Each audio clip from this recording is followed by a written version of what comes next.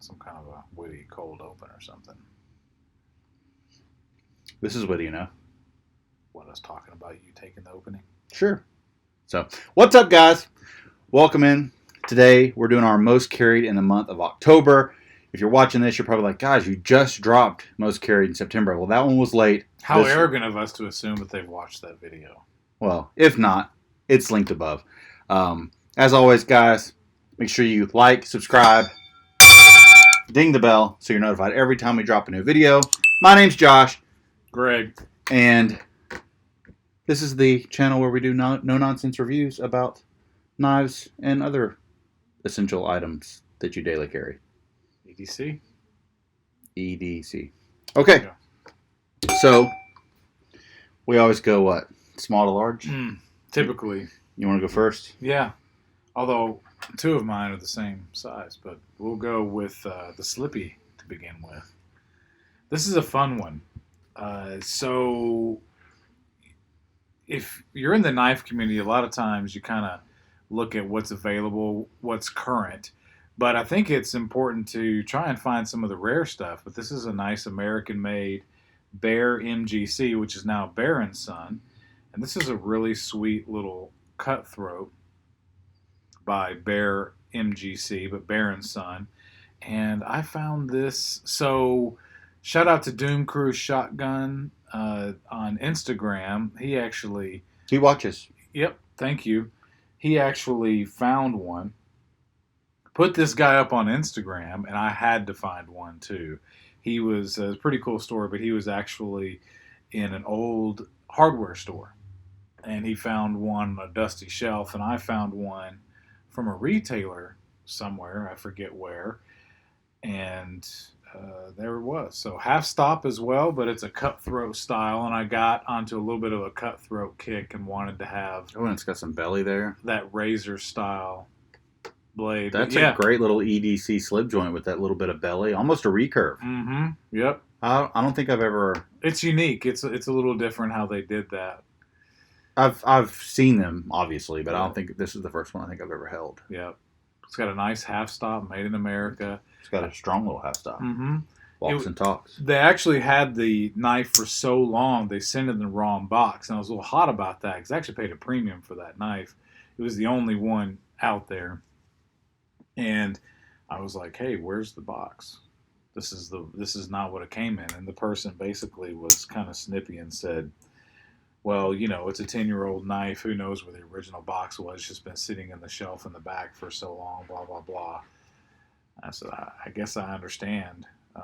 It would have been nice to maybe have it at a discount because it didn't have the right box, but it was in brand new condition when I got it. Yeah, it's nice. Cool find. It kind of looks like a TV design, Tony Bose design. Yeah, well, I mean, it's a Barlow Cutthroat, so really cool. But yeah, I enjoy this knife. I enjoy carrying it.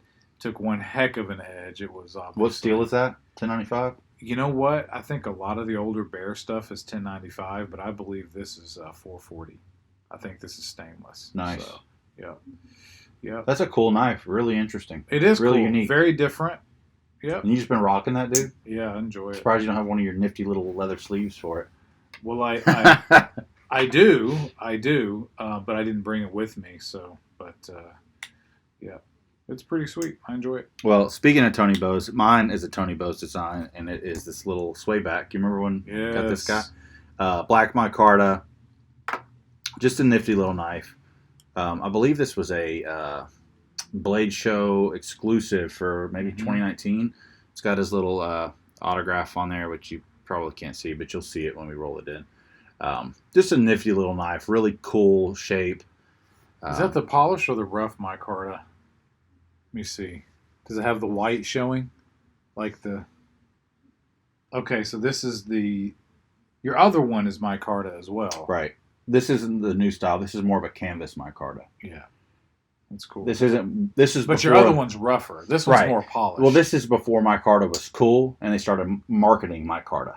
This is just as a normal handle material. Yeah.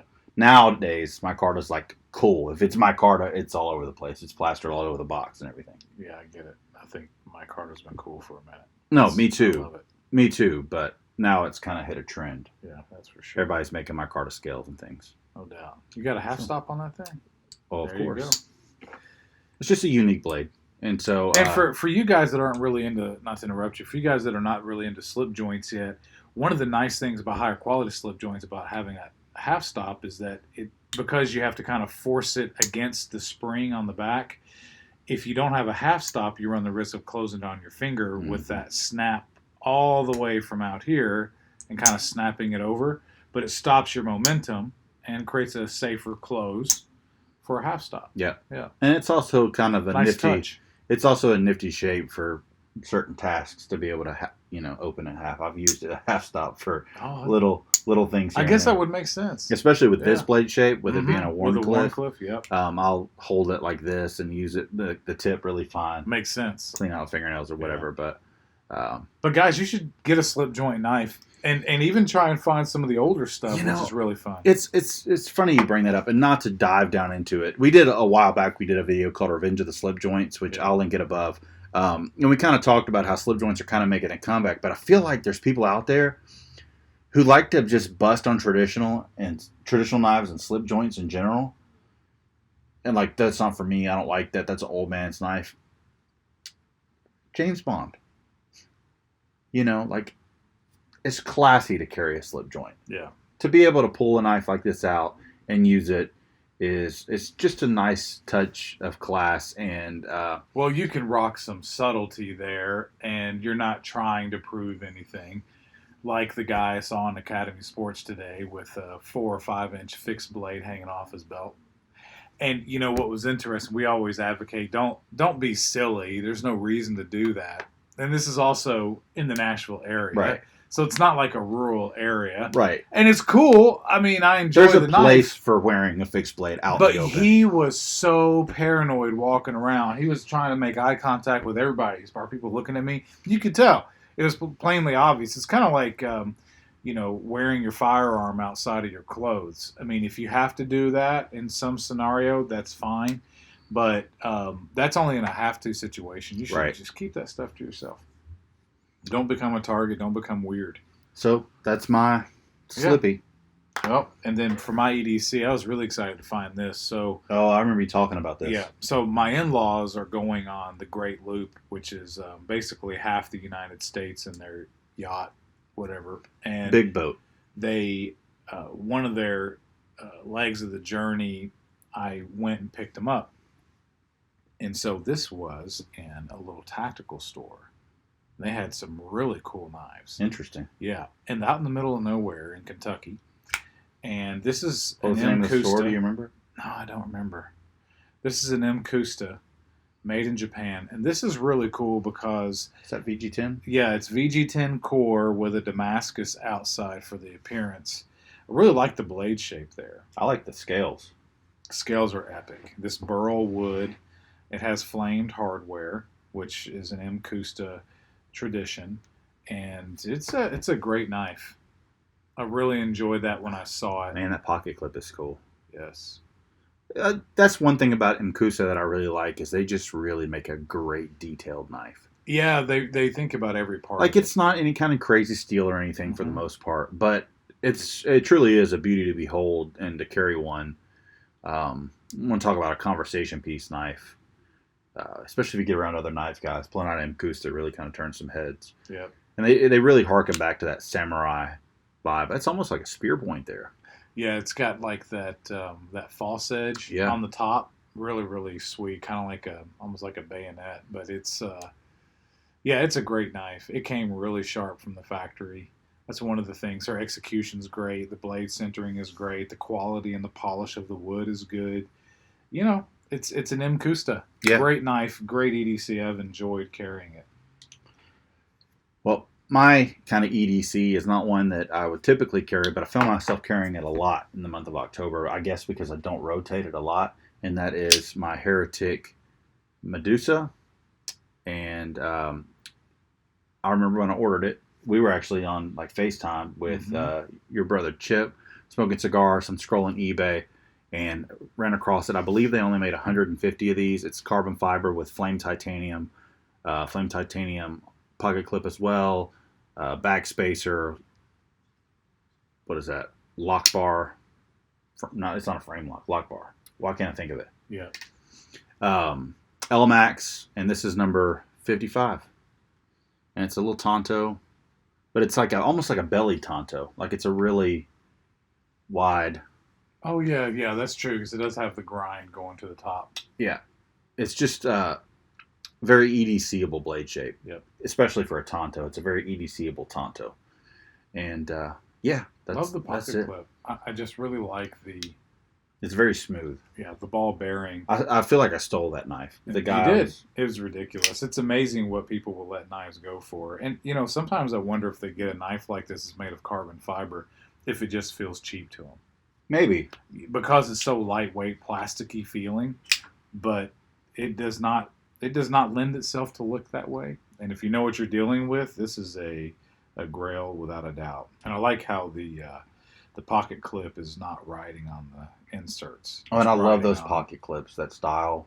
Yes. With kind of a little steel ball in there. Yeah, me too. It's my favorite part. And it's like an arm, too. It's not like a little spring or anything. And the lockup is phenomenal on this thing. Look how far that swings over. Mm-hmm. Is that flamed as well? Yeah. Wow, the detail. And the what really sold me when I finally held it was the backspacer. Even like the little lanyard loop area. Yep. Yeah, so that's kind of one of my, grail knives. And I don't normally carry it all the time. Just, don't want to lose it or anything. Especially because there's not a ton made. But really love it. Yeah, she's sharp. Yeah, she's sharp. Should be. So that's my EDC. That's an epic knife. So for my tactical, it's interesting, but my tactical is one that I stole from you. I was about to say that knife looks oddly familiar. Yes. So ever since you got this, I had to have it, and it's the tactical version of the Bayonet style with the black hardware, the black two-tone blade. Had to have it. And I said, look, you're going to get tired of that knife eventually, because I know you. And just kept dropping the seed, and he sold it to me. So I enjoy Microtech Ultratechs. It's kind of the standard for OTF. The Bayonet style is really cool. What you may not know about the Bayonet style is that it is a double edge. Yeah. So the false edge is an actual edge, which is really great. But this is...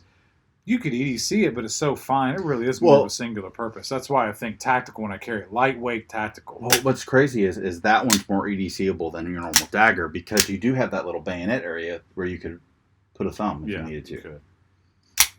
So if you're going to EDC one, that would be the one to EDC unless you had just like, your standard blade shape like a Tonto or drop point. Yep. And of course, I put the lanyard on it with the little Microtech do-jabby on the back there, the beads. Do-jabby. So, yeah.